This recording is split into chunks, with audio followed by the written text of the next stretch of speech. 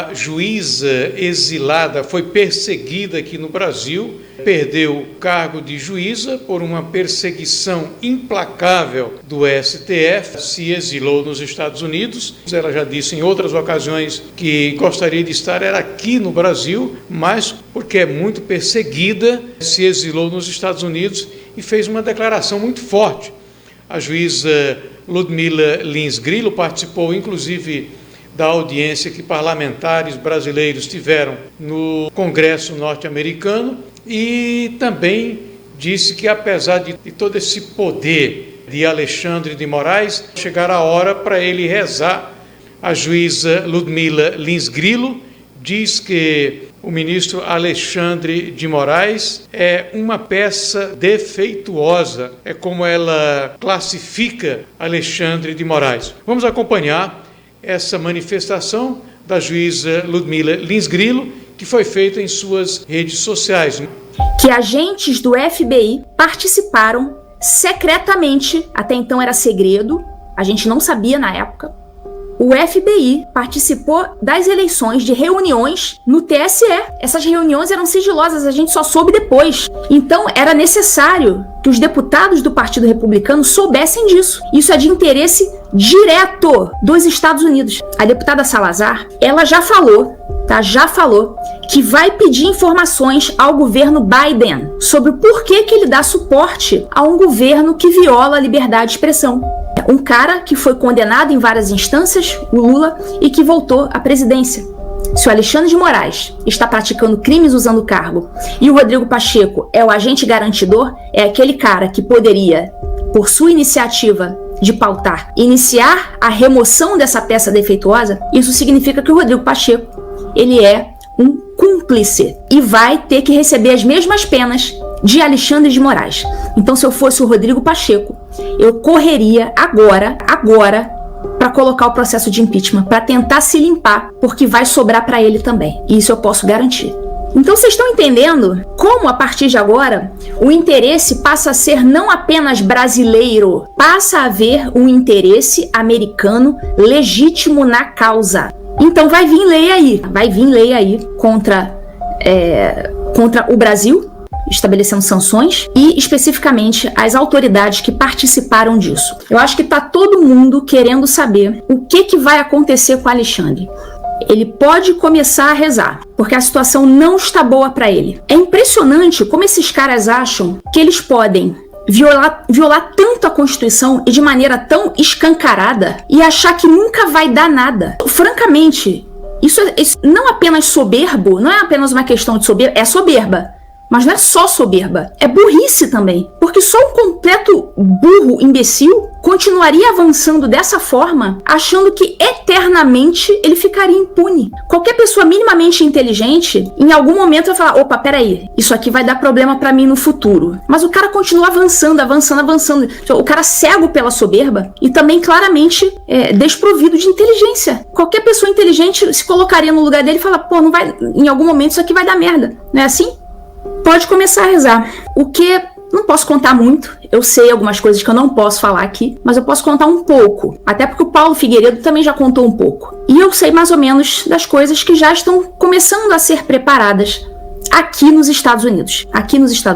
Então essa audiência que aconteceu, ela já foi um fruto de laços que foram estreitados durante muito tempo antes. Isso não foi uma audiência que aconteceu agora do nada. Já tem um trabalho sendo feito há muito tempo. Isso é só o que aparece depois de muito tempo de trabalho de bastidor. Vocês estão compreendendo? Nem tudo que vocês veem aqui no meu canal, lá no canal do Paulo Figueiredo, lá com Alan dos Santos, nem tudo que está visível é apenas o que está acontecendo. Muita coisa acontece nos bastidores e vocês não veem e nem a gente pode falar, correto? Então esse evento não surgiu do nada. Quando eu vim para os Estados Unidos, em novembro de 2022, eu não vim aqui para ficar de bobeira.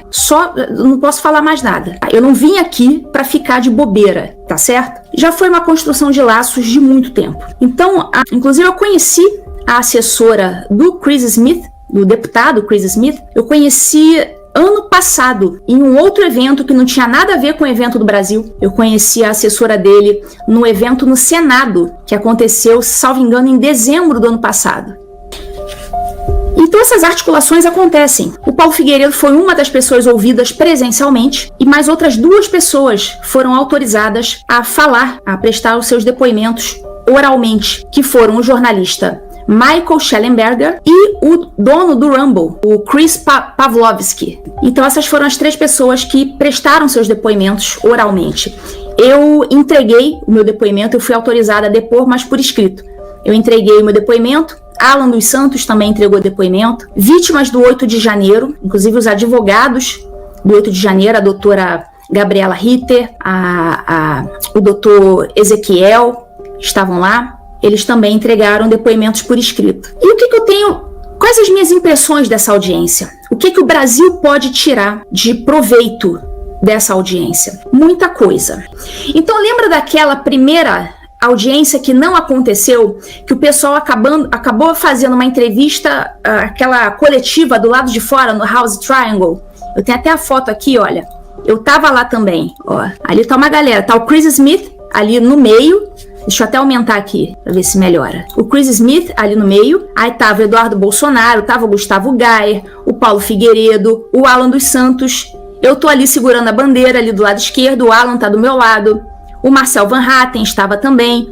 Tinha uma galera aí, tá ali o Marco Antônio, o do Fio Diário, tava o Coronel Gerson. Tinha uma galera. Essa reunião aí, ela foi obstada, foi impedida por um deputado esquerdista do Partido Democrata. Então, a audiência que era para acontecer nesse dia não aconteceu, porém aconteceu uma baita coletiva de imprensa ali com a presença do deputado Chris. E isso aí foi um tiro no pé para os esquerdistas, porque chamou a atenção. O mundo percebeu que a gente tinha algo tão importante para falar aí nesse evento que eles tinham que fazer de tudo para melar. Então foi até melhor essa aí ter melado a audiência para ter tido essa de agora. A coisa tomou uma proporção maior. Vocês compreendem? Que tomou uma proporção muito maior. Então foi bom que isso aconteceu, foi bom. E essa audiência de agora tem uma foto, vocês têm uma noção melhor da plateia. Então ali na frente vocês veem as testemunhas, da esquerda para a direita tem o Fábio de Sá, que era a testemunha que foi indicada pelos esquerdistas, um professor. Do lado dele o Paulo Figueiredo, do lado do Paulo Figueiredo o Chris Pavlovski, o CEO do Rumble. E do lado do Chris, o Michael Shellenberger. Eu tô ali bem na direita, no cantinho, um pouco depois ali do Michael Shellenberger. Então, só para vocês terem uma ideia ali de como estava a configuração.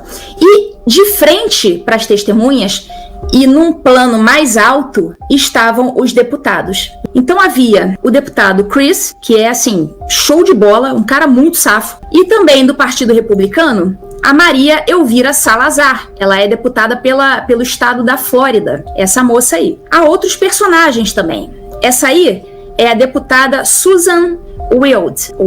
Ela é uma deputada esquerdista, Partido Democrata. Esse aí é o deputado também democrata, Joaquim Castro.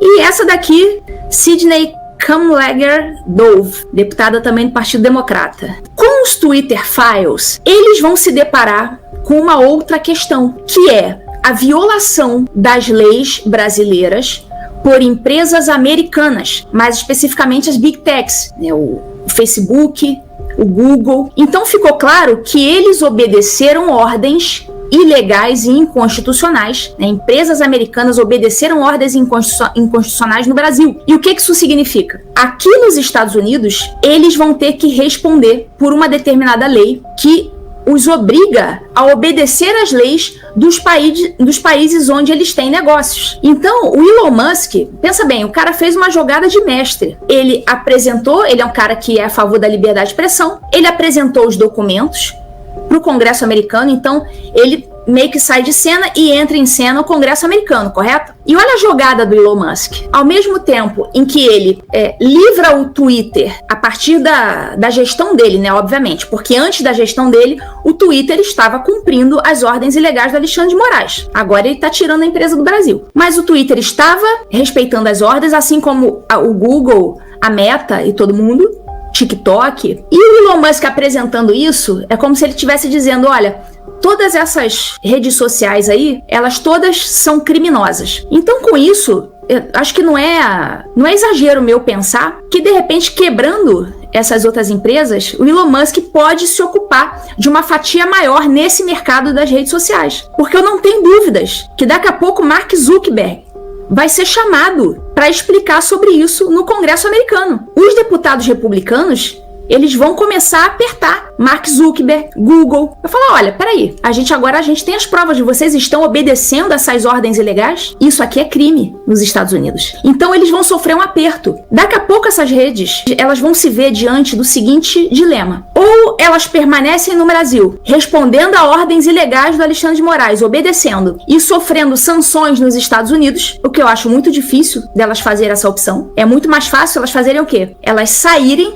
do Brasil para evitarem ser sancionadas nos Estados Unidos. E vocês acham que o Brasil aguenta um dia sem Google, sem Facebook, sem YouTube? Vocês acham que aguenta um dia? O que vocês acham que é mais forte, o Google ou o Alexandre de Moraes? O Alexandre de Moraes é um chihuahua latindo para um Doberman. Vocês conseguem compreender isso? O Elon Musk deu um checkmate. Ou essas empresas saem do Brasil, ou elas continuando lá, tendo que responder e obedecer a ordem de Moraes, elas vão ser sancionadas nos Estados Unidos. Então é isso. Os melhores momentos da audiência, eu acho que foram protagonizados pelo Paulo Figueiredo e especialmente pela deputada Salazar, que acabou sacando aquela foto. Daqui a pouco eu vou mostrar a foto aqui e lembrar daquela foto. Olha a postura do Paulo Figueiredo. Olha a postura do Paulo Figueiredo. Olha a forma como ele olha para os deputados, de cabeça erguida. Ele não tá ali, assim, olhando para baixo, de cabeça baixa. Ele tá sempre de cabeça erguida, respondendo firme, sem arregar. Já o CEO do Rumble, ele foi mais moderado, falou muito sobre liberdade de imprensa, sobre essas ordens que ele recebeu do Moraes, ordens inconstitucionais, ordens de censura, e ele falou lá, olha, saí do Brasil por causa disso. Foi muito bom. Essa audiência foi no Comitê de Relações Exteriores. Vou pegar aqui. Esse aí é o Chris Pavlovski. É esse cara aí. Então a audiência foi no... Esse aí é o Schellenberg. E essa audiência foi no Comitê de Relações Exteriores. Mas a gente já sabe que no Comitê Judiciário, que trata desses assuntos de judiciário, a gente já sabe que tem algumas medidas sendo tomadas. Então não é só em um comitê que o nome do Alexandre de Moraes está na boca de Matilde. Tem outras coisas acontecendo. E o melhor momento da audiência, claro, foi esse aqui. Maria Elvira Salazar, deputada pela Flórida, começa a descascar o Alexandre de Moraes, chama de ditador, né?